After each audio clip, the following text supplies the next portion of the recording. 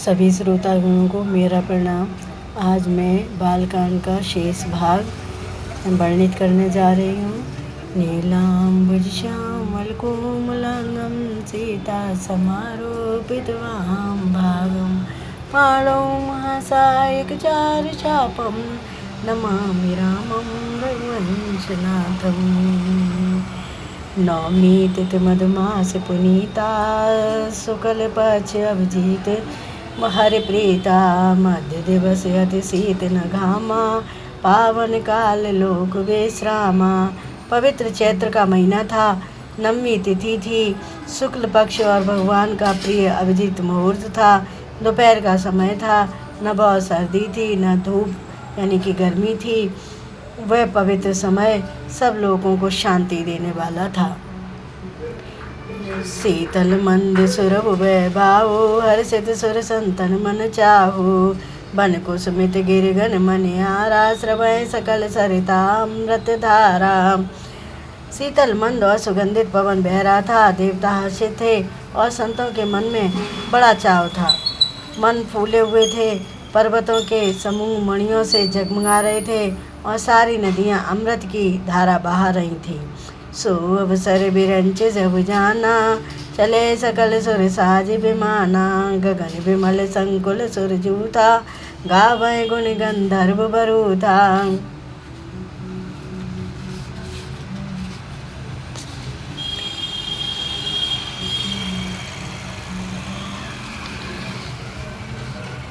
जब ब्रह्मा जी ने वह भगवान के प्रकट होने का अवसर जाना तब उनके समेत सारे देवता विमान सजा सजा कर चले। निर्मल आकाश देवताओं के समूहों से भर गया। गंधर्वों के दल गुणों का गान करने लगे। बरसें सुमन सुअंजलि साजी गए गए गगन धुंध भी बाजी स्तुति करें नाग मुनि देवा बहुविध लावै निज निज सेवा। और सुंदर अंजलियों में सजा सजा कर पुष्प बरसाने लगे। आकाश में घमाघम नगाड़े बजने लगे। नाग मुनि और देवता स्तुति करने लगे और बहुत प्रकार से अपनी अपनी सेवा यानी उपहार भेंट करने लगे। सुर समूह विनती करे पहुँचे निज निज धाम जग निवास प्रभु प्रगटे अखिल लोक विश्राम सियावर रामचंद्र की जय। मंगल भवन मंगल हारी द्रव दशरथ जर बिहारी दीन दयाल विरज संभारी हरो नाम संकट भारी। देवताओं के समूह विनती करके अपने अपने लोक में जा पहुँचे। समस्त लोगों को शांति देने वाले जगदाधार प्रभु प्रकट हुए। भय प्रकट कृपाला दीन दयाला कौशल्या हितकारी हर्षित में तारी मुनि मनिहारी अद्भुत रूप विचारी लोचन अभिरामा तन घन श्यामा निज आयुध भुज चारी भूषण बनमाला नयन विशाला शोभा सिंधु खरारी। दीनों पर दया करने वाले कौशल्या जी के हितकारी कृपालु प्रभु प्रकट हुए। मुनियों के मन को हरने वाले उनके अद्भुत रूप का विचार करके माता हास्य से भर गई। नेत्रों को आनंद देने वाला मेघ के समान श्याम शरीर था। चारों भुजाओं में अपने खास आयु धारण किए हुए थे। दिव्य आभूषण और बनमाला पहने थे। बड़े बड़े नेत्र थे। इस प्रकार शोभा के समुद्र और खर राक्षस को मारने वाले भगवान प्रकट हुए। कहे दुई कर जोरी स्तुति तोरी के विधि करो अनंता माया गुण ज्ञानातीत अमाना वेद पुराण बनंता करुणा सुख सागर सब गुण आगर जय गावै श्रुति संता सो मम हित लागी जन अनुरागी भयो प्रकट श्रीकंता। दोनों हाथ जोड़कर माता कहने लगी, हे अनंत, मैं किस प्रकार तुम्हारी स्तुति करूं। वेद और पुराण तुमको माया गुण और ज्ञान से परे और परमाणु रहित बतलाते हैं। श्रुतियाँ और संतजन दया और सुख का समुद्र सब गुणों का धाम कहकर जिनका गान करते हैं, वही भक्तों पर प्रेम करने वाले लक्ष्मीपति भगवान मेरे कल्याण के लिए प्रकट हुए हैं। ब्रह्मांड निकाया निर्मित माया, रोम रोम प्रतिवेद कहें। ममोर सोबासी है उपहासी, सुनत धीर मत थिर न रहे। उपजा जब ज्ञाना प्रभु मुस्काना, चरित बहुत विदिक कीन चहे। कहे कथा सुहाई मात बुझाई, जय प्रकार सुत प्रेम लहे। वेद कहते हैं कि तुम्हारे प्रत्येक रोम में माया के रचे हुए अनेकों ब्रह्मांडों के समूह भरे हैं। वे तुम मेरे गर्भ में रहे। इस हंसी की बात के सुनने पर धीर यानी विवेकी पुरुषों की बुद्धि भी स्थिर नहीं रहती, यानी कि विचलित हो जाती है। जब माता को ज्ञान उत्पन्न हुआ तब प्रभु मुस्कुराए। वे बहुत प्रकार के चरित्र करना चाहते हैं, अतः उन्होंने पूर्व जन्म की सुंदर कथा कहकर माता को समझाया, जिससे उन्हें पुत्र का वात्सल्य प्रेम प्राप्त हो, भगवान के प्रति पुत्र भाव हो जाए। माता पुण्य बोली सो मत डोली, तजो तातिय रूपा। कीजे शिशु लीला अति प्रिय शीला, यह सुख परम अनुपा। सुनि बचन सुजाना रोदन ठाना, होए बालक सुर भूपा। यह चरित जगावे हरि पद पावे, तेन परय भव कूपा। माता की वह बुद्धि भी बदल गई। तब वह फिर बोली, हे तात, यह रूप छोड़कर अत्यंत प्रिय बाल लीला करो, मेरे लिए यह सुख परम अनुपम होगा। माता का यह वचन सुनकर देवताओं के स्वामी सुजान भगवान ने बालक रूप होकर रोना शुरू कर दिया। तुलसीदास जी कहते हैं, जो इस चरित्र का गान करते हैं वे श्री हरि का पद पाते हैं और फिर संसार रूपी कूप में नहीं गिरते। विप्रधैन सुर संत हित, लीन मन जे अवतार। निज इच्छा निर्मित तनु, माया गुण गोपार। सियावर रामचंद्र की जय। मंगल भवना मंगल हारी, द्रव दशरथ जर बिहारी। लीन दयाल बिरह संभारी, हरो नाम संकट वारी। ब्राह्मण, गौ, देवता और संतों के लिए भगवान ने मनुष्य का अवतार लिया।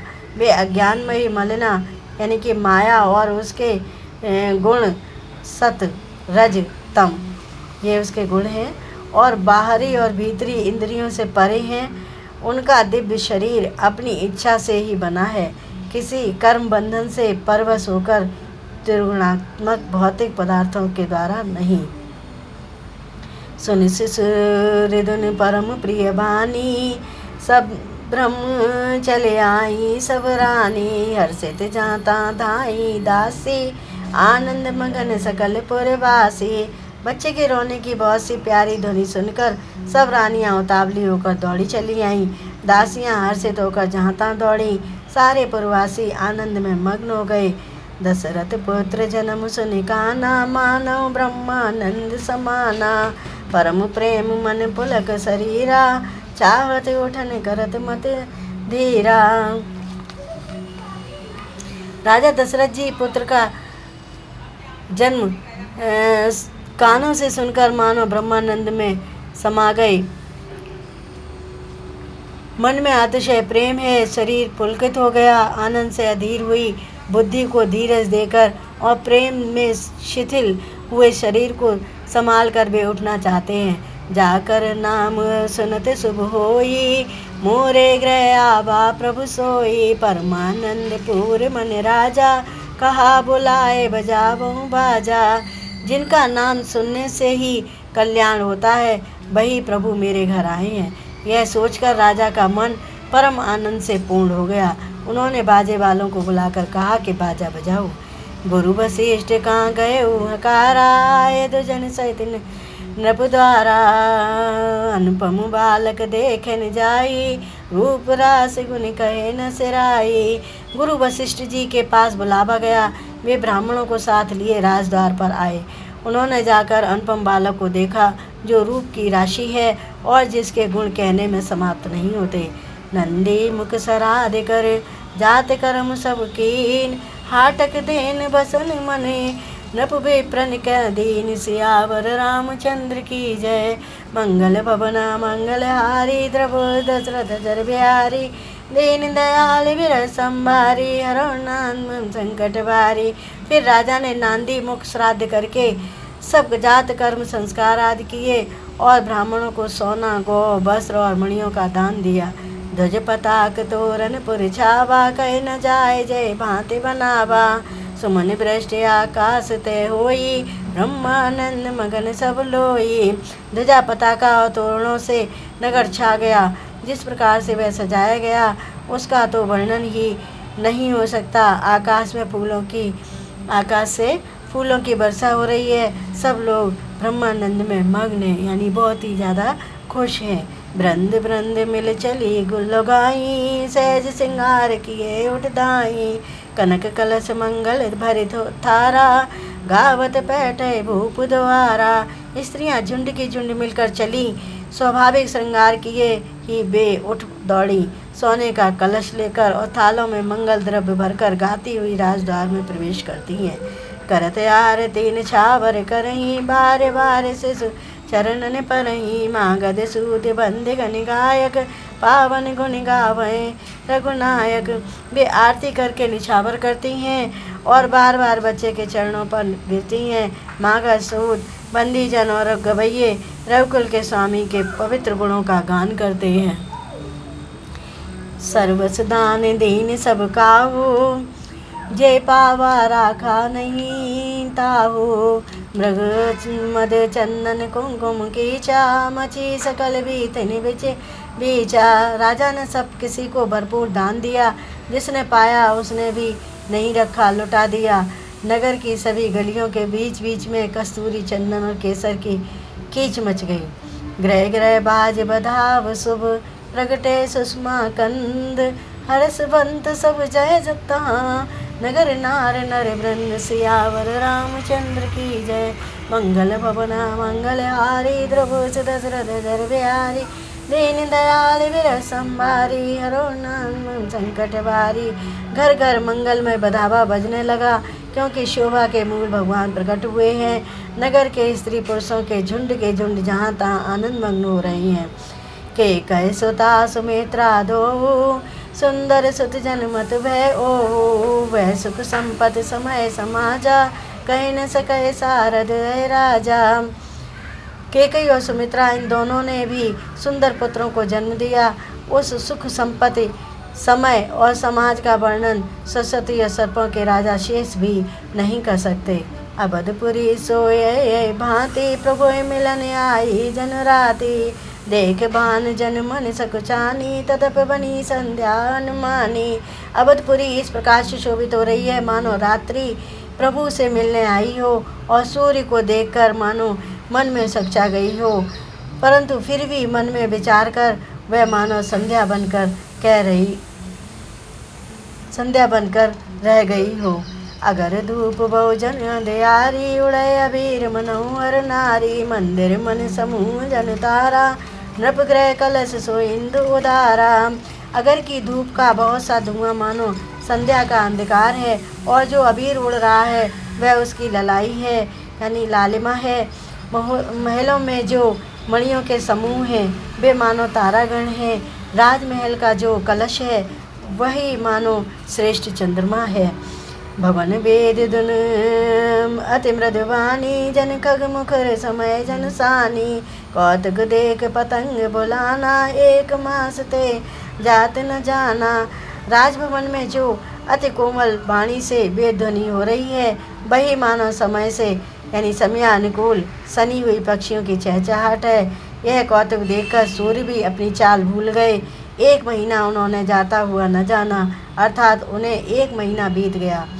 मास दिवस कर दिवस भा मरम न जाने कोई। रथ समेत रब तकेऊ निशा कवन विधि होई। सियावर रामचंद्र की जय। मंगल भवना मंगलहारी द्रवोच दशरथ जर बिहारी दीन दयाल विरह संभारी हरो नाम संकट भारी। महीने भर का दिन हो गया, इस रहस्य को कोई नहीं जानता। सूर्य अपने रथ सहित वहीं रुक गया। फिर रात किस तरह होती। तो बालकांड का ये पाठ इसको यहीं विराम देते हैं और रिमेनिंग पार्ट अगली वीडियो में डालेंगे। सो धन्यवाद सभी श्रोतागणों का।